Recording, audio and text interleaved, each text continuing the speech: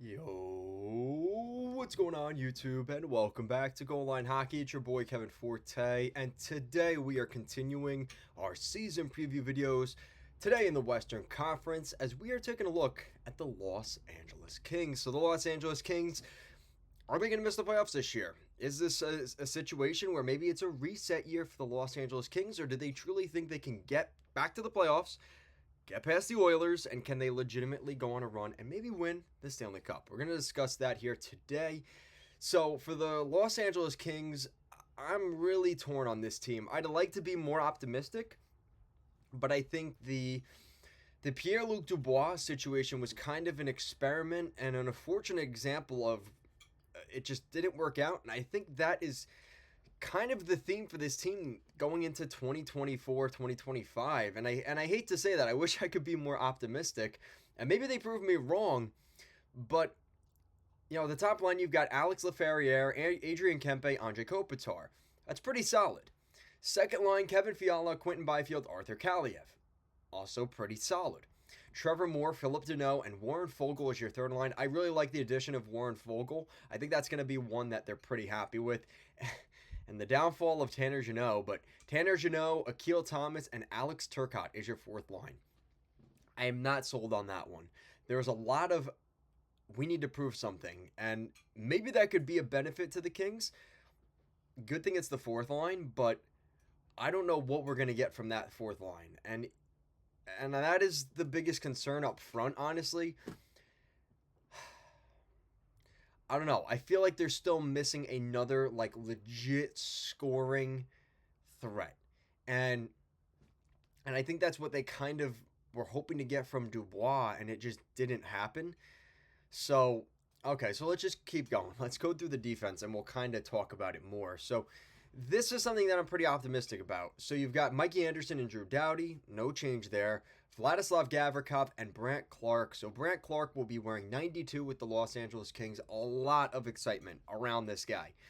He's projected to be the next Drew Doughty, the next Aaron Ekblad. We've heard all the different comparisons to where he is at his development right now to NHL players right now. And what I love so much about Brandt Clarke is they let him develop. They didn't rush him into the NHL last season.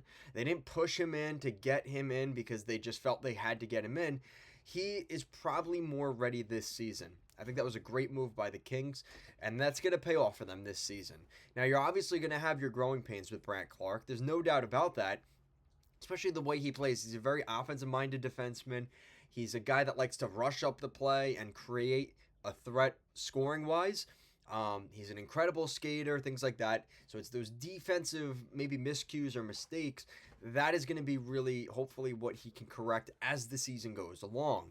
But the good news is if he plays with Vladislav Gavrikov or Mikey Anderson or Joel Edmondson, all of those guys on the left side would be able to complement his game. So worst case scenario, if there's some kind of injury or they need to fuddle with the lines, I think Brandt Clarke is pretty insulated. I think all of those guys would be playing the stay-at-home defensive kind of role. It really wouldn't hurt Clarke too much in any of those regards with whoever he plays with.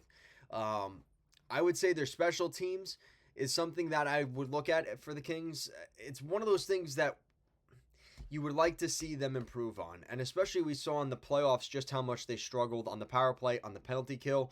That's something that needs to get cleaned up.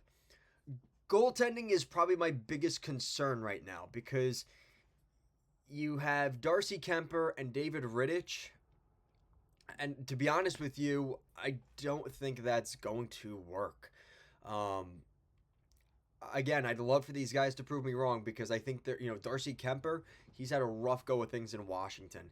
He was able to win the cup in Colorado, but since then, and even before that in his time as Arizona, things were a little bit shaky and rocky. So when I kind of look at this whole Kuemper situation, are we getting the version that we saw the last couple of years, or are we getting the version we saw when he won the Stanley Cup of Colorado and when the Avalanche brought him in from Arizona? Are we getting that version or the most recent version? And I got to be honest, I think it's the more recent version, and that gives me genuine concern. And you also put on top of that the fact they lose Mikey Anderson, who I think was a crucial loss. Honestly, I think on the blue line, oh no, Mikey Anderson is there. I don't know why I put that there. Oh, Matt Waugh.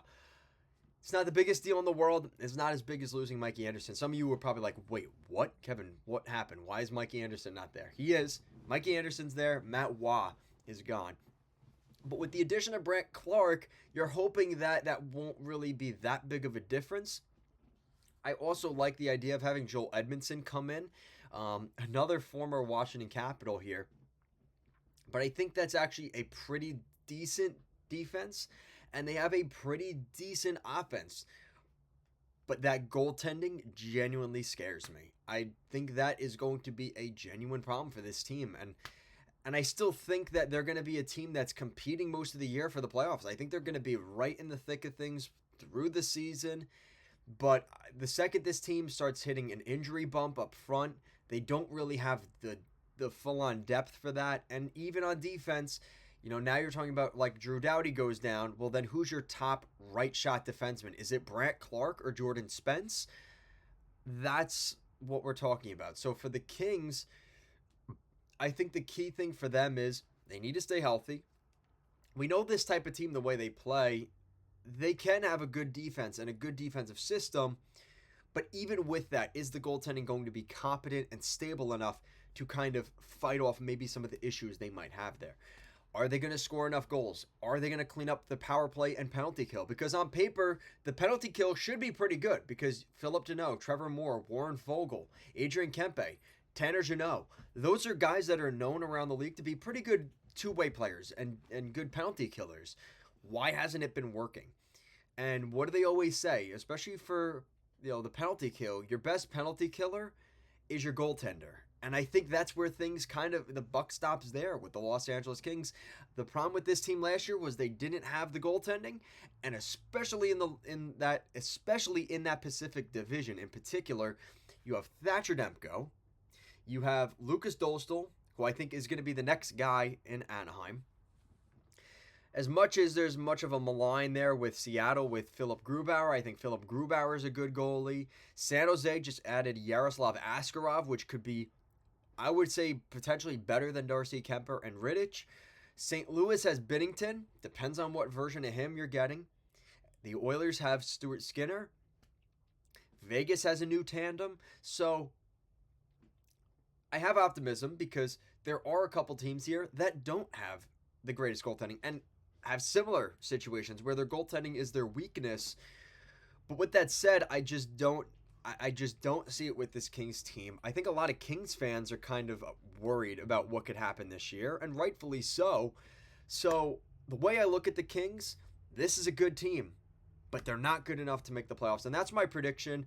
I have the Los Angeles Kings missing the playoffs with 93 points. They're going to be right in the thick of it, but ultimately I do think they're going to come up short, probably in the last 2 weeks of the season. And yeah, that's what we're looking at here. Unless there's an historic turnaround for guys like Alex Turcotte, he turns into a beast.